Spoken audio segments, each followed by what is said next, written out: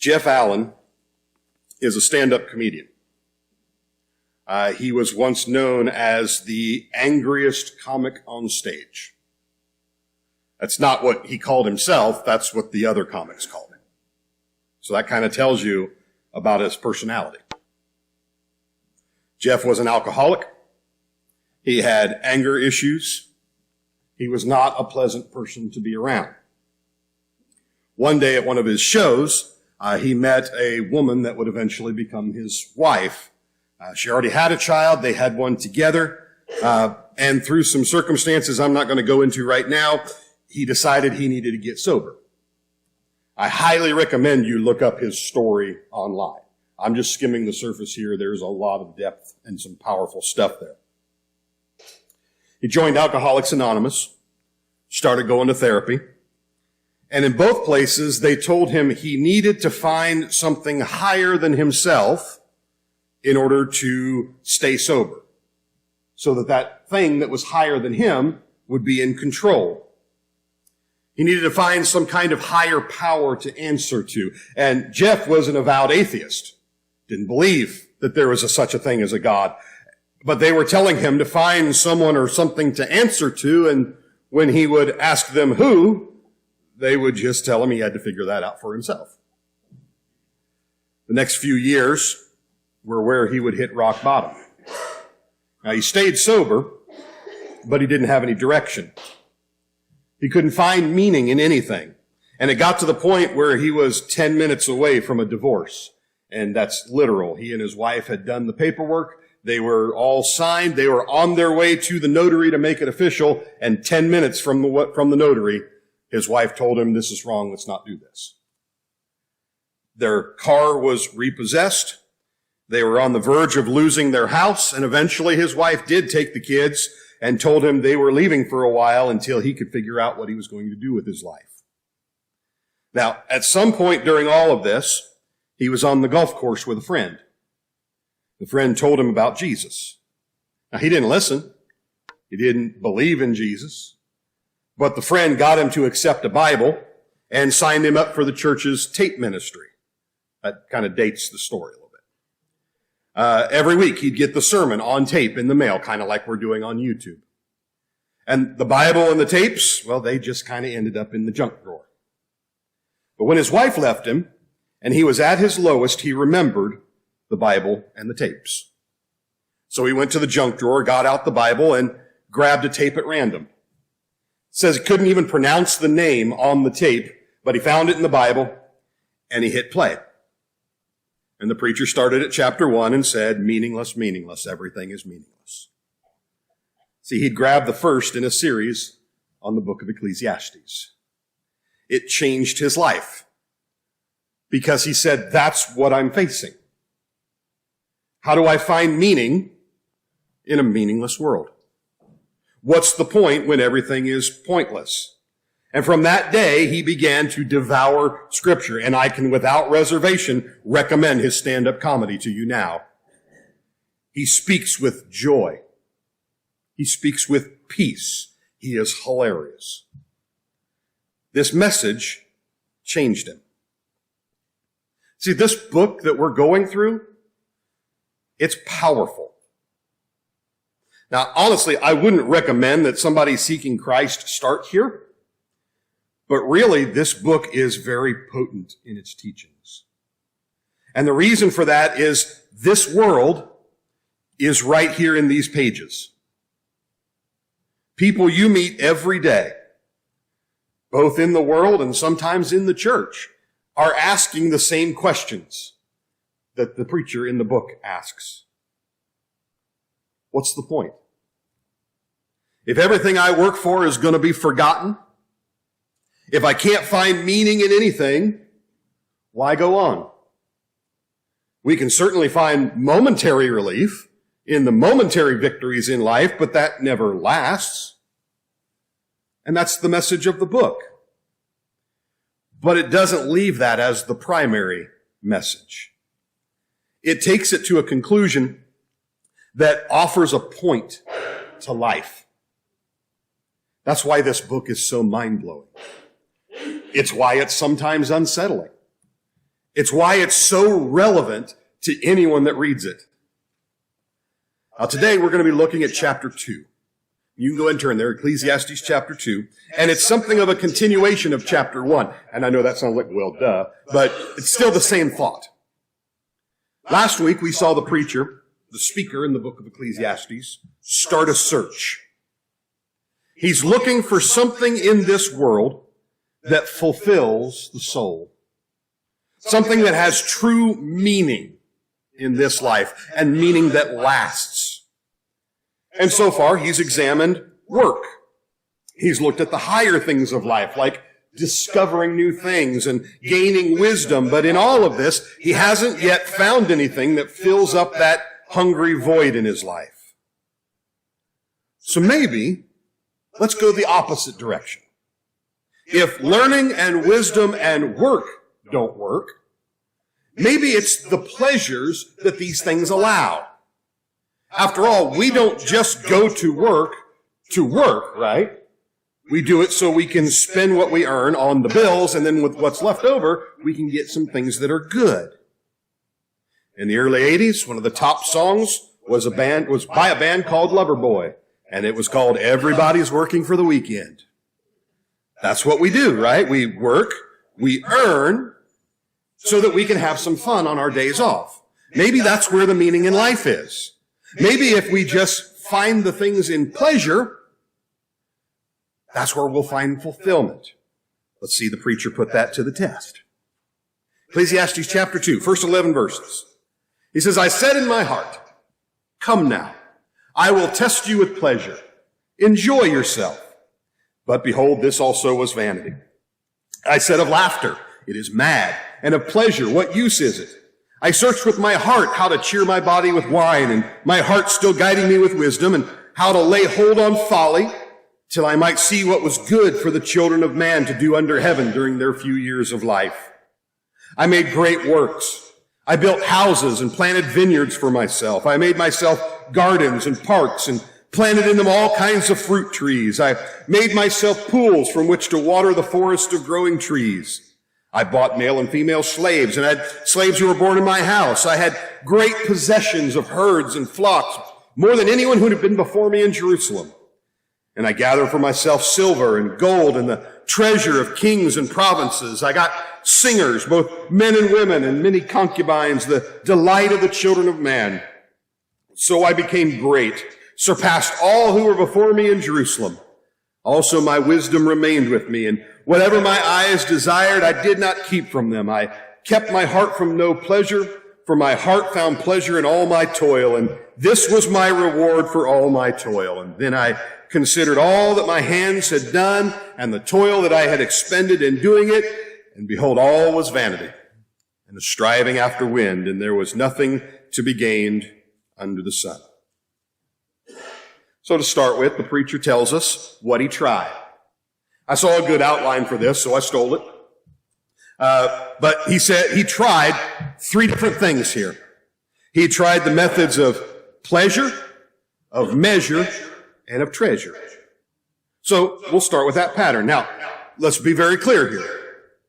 None of the things that he tried in order to satisfy himself are wrong in and of themselves. What we find isn't that these things are bad, but that they don't give us the satisfaction that we crave, not in any lasting way. So first, he searched for meaning in pleasure. What did he try? Well, verse 2 says, I tried laughter. In other words, the things of this world that entertain, the things that make us feel good. Is there anything better than having a bad day and then just seeing something that makes you laugh? It can change your entire outlook in just a few seconds. I thought about putting a video of cats playing or something, one of those funny videos up there, but I didn't take time to do that. But sometimes laughter really is the best medicine. Laughter increases the happiness hormones in your body like serotonin and dopamine. It decreases the fear and anxiety hormones, cortisol and ephedrine. That's the way that you are designed. God made you with these particular chemicals in your brain that affect your emotions. Studies have shown that without a doubt, laughter is good for you. Even fake laughter, fake smiling, can actually trick your body into releasing those chemicals and make you feel better. The next time that you feel down, the next time that you are in a funk, the next time you feel like you just gotta get past this, fake smile. It works. Laughter and smiling and happiness are truly gifts from God. They keep us alive. In fact, Solomon would write, a joyful heart is good medicine, but a crushed spirit dries up the bones.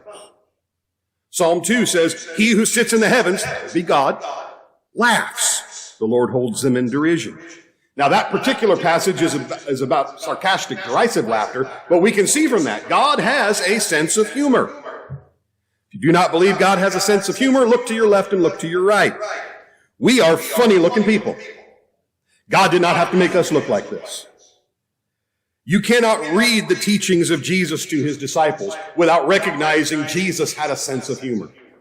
And I know some want to portray Jesus as just this solemn guy who never smiled. Always sat so that the sun was behind him, so he always had the halo. And he would never say anything other than just was solemn. No.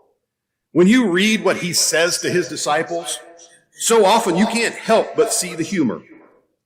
Once he told his disciples that before they could remove the speck of dust out of someone's eye, in other words, judge their lives, they needed to remove the beam of wood out of their own. Now, if you can't see the humor in that absurd picture, check your pulse. Make sure you're still with us.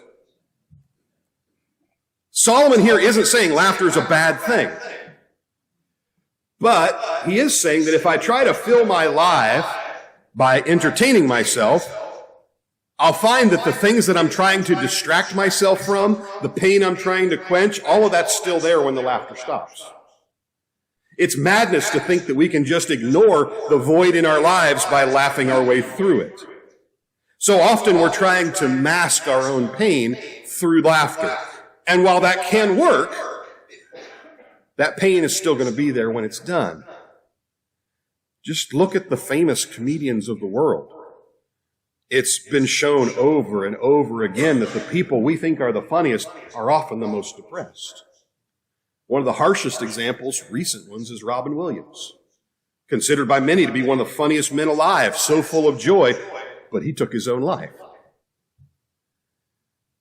Along the same lines, also in verse 2, he tried pleasure. And we can apply the same ideas here. Later in verse 10, he says, I didn't keep any pleasure or desire from myself. Things that make me feel good, whatever I wanted in the moment, I didn't restrain myself.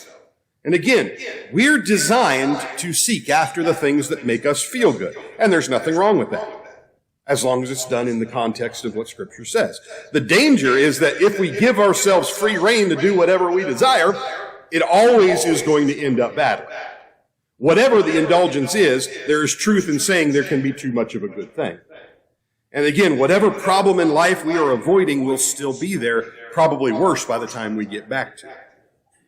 One of Solomon's problems, one of the things he did not restrain himself from, was women. You know that Solomon had 700 wives, 300 concubines, 1,000 women. And we make jokes about that, but if you think about it, Solomon could have a different woman every night, and he wouldn't see the same woman for 3 years. That's him not restraining himself. And he found there's uselessness in that. So he turned to what so many people today turn to deal with the problems and stresses of life. Verse 3, he said, I cheered myself with wine. And let's be clear here. The word that he uses here for wine is not just having a little with dinner. This is a word that implies intoxication. And I'm not going to spend a great deal of time on this because we all know the dangers that are involved in that. How the loss of control can put you in situations you don't want to be in. But everyone here probably knows of someone who has tried to dull the pains of life with the release that comes with alcohol. And this is not me telling you have to be a teetotaler. I believe that's a matter of conscience as long as you don't cross the line. But there will never be satisfaction at the bottom of that drink.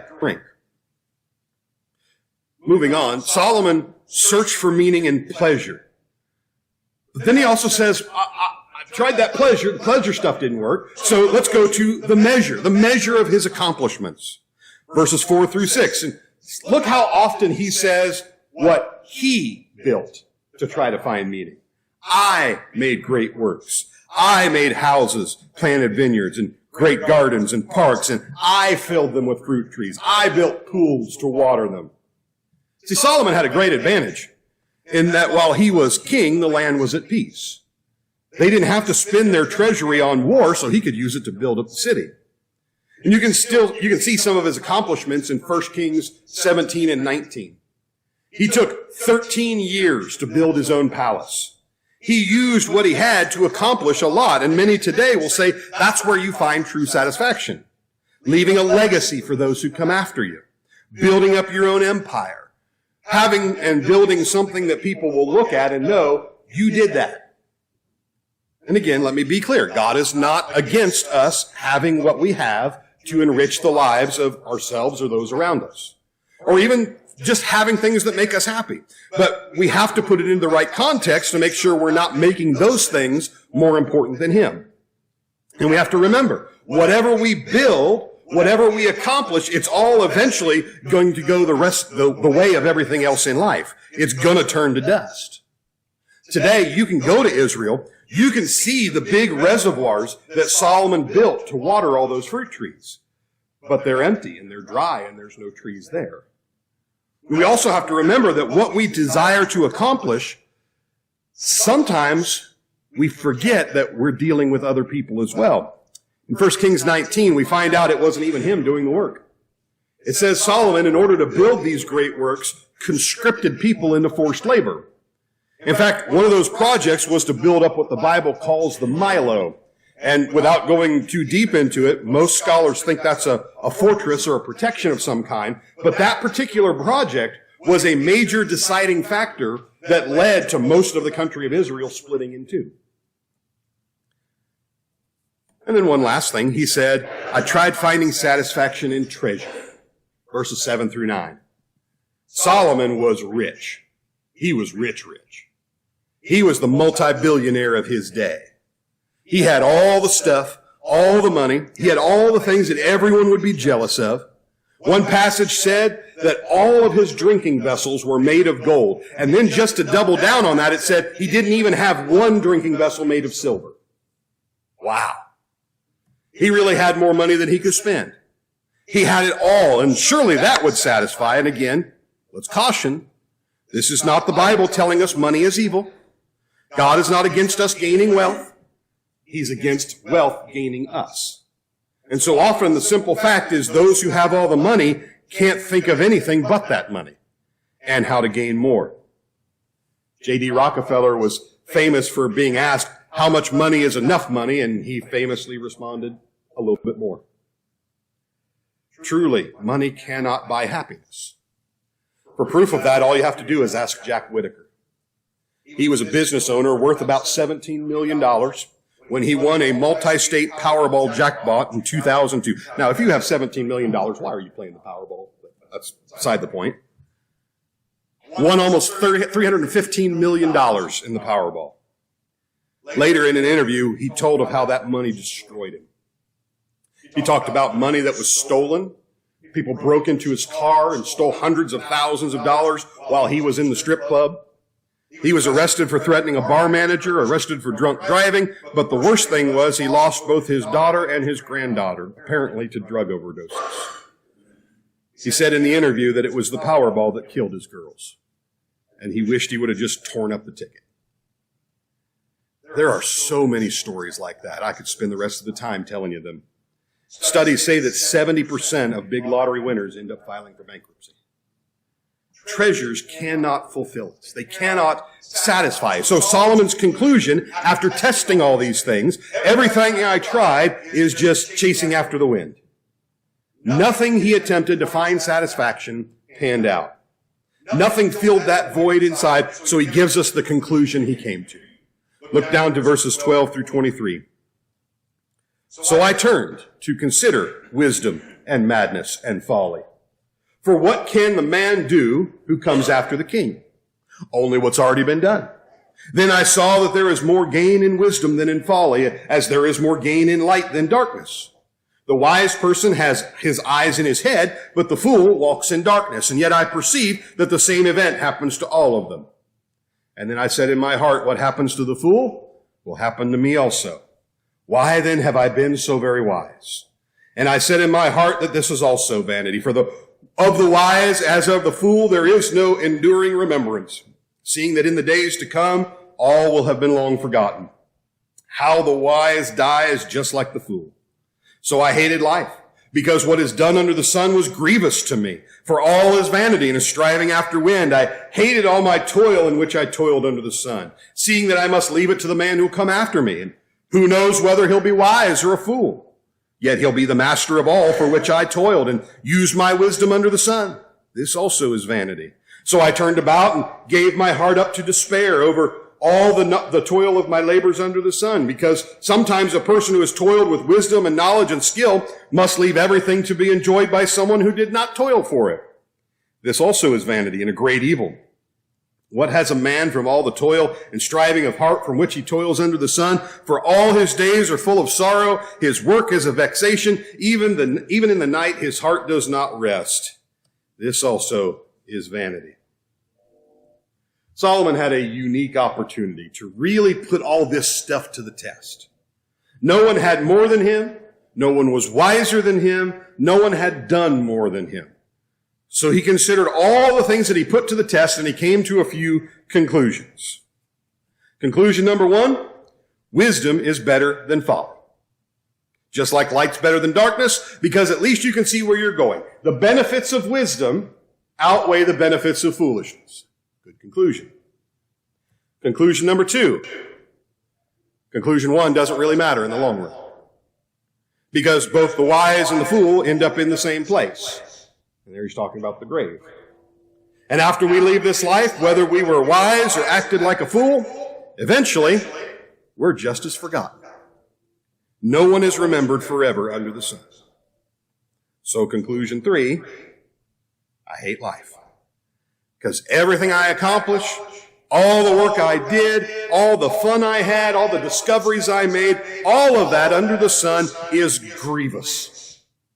Because it was all vanity under the sun, and somebody else is going to take it over anyway. See, Solomon came to despise the things he did because it was all going to end up in somebody else's hands, and who knows what they would do with it all, and I'll give you a clue. His son, who took over the kingdom after him, wrecked the kingdom. So what does he have to show for everything he accomplished in life? He says, I have sorrowful days, anxious nights, and a legacy I can't trust. So what's the point?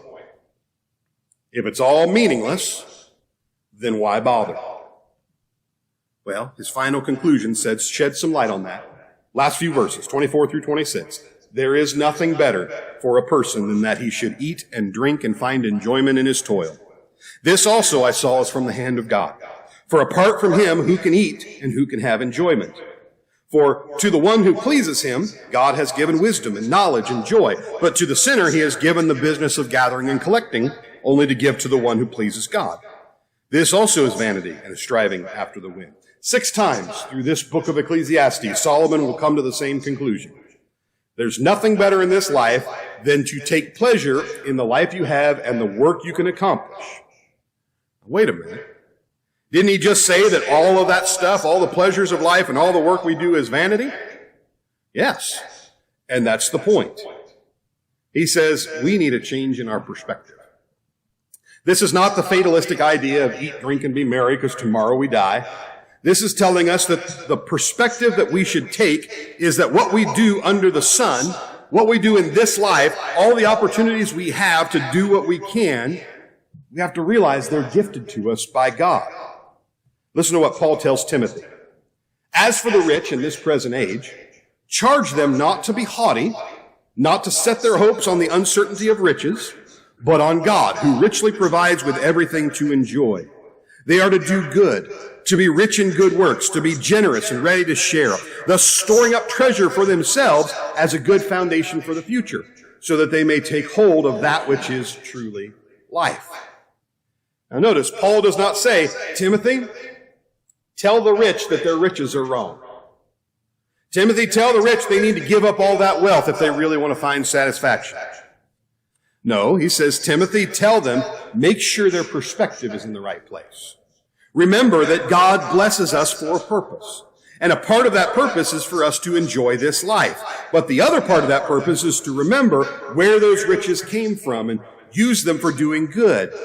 And in doing that, the rich can find the ultimate answer for what really, truly is life. True satisfaction in this life, then, comes from the knowledge that this life is not the end of the story. That the things we work for, the things we enjoy, the things we build can have a lasting impact, but only when we step out from under the sun and include the spiritual side. Solomon's conclusion is that if I'm going to find pleasure in what this life has, that pleasure is going to be a gift from the one who gave me the ability to accomplish what I do in the first place. Work, play, the enjoyment comes from knowing the one who provided it. Apart from him, that enjoyment only ends in vanity. So all those accomplishments Solomon had, all the work he did, all the discoveries he made, all the wisdom he gained, all the enjoyment he found in life, all of it, without God, turns into smoke. That word Hevel, that vanity, it's transitory. But with God, when we include him in our plans, he increases our satisfaction. In fact, Solomon says, for the one who pleases God, God gives them more. And the one who does not, God lets them go on collecting, but they end up serving his children eventually anyway. Some in this life are really successful, but what is their outcome? For the first time in this book, the preacher has introduced the idea of God into the lesson. He's reached his first conclusion. If you leave God out of your life, everything you do and everything you accomplish will only be temporary. You'll get some enjoyment out of it, but it won't last.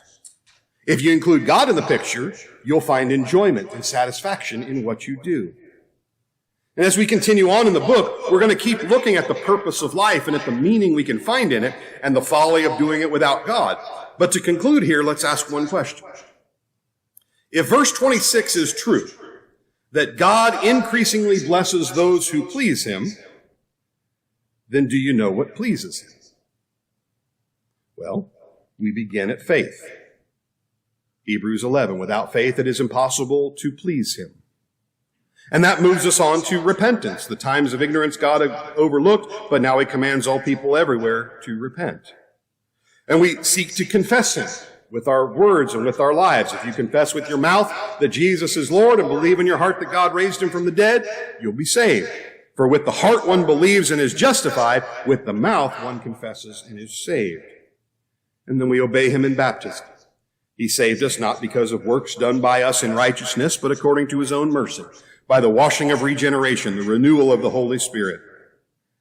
And we stay continually faithful to continue to please him. Let us hold fast the confession of our hope without wavering, for he who promised is faithful. See, to find true satisfaction in life, we go to the one who provides that satisfaction. We realize if we test it out, that we can't provide that for ourselves. And so we turn to him if we're wise. And if you want to waste your time, you can continue to test those things out. We don't have to waste our time because Solomon already did it for us and came to the conclusion, without God, everything is smoke. Something you can't even grab onto. And so, as we go to our invitation hymn here, we're going to sing, Have Thine Own Way, Lord. And we don't come to this idea of, God, you have your way, because if I don't have that attitude, well, God's just going to send me to hell. I mean, you can come that way, but that's not a good way to enjoy life. We do come to him and say, God, you have your way, because I know your way is the best way.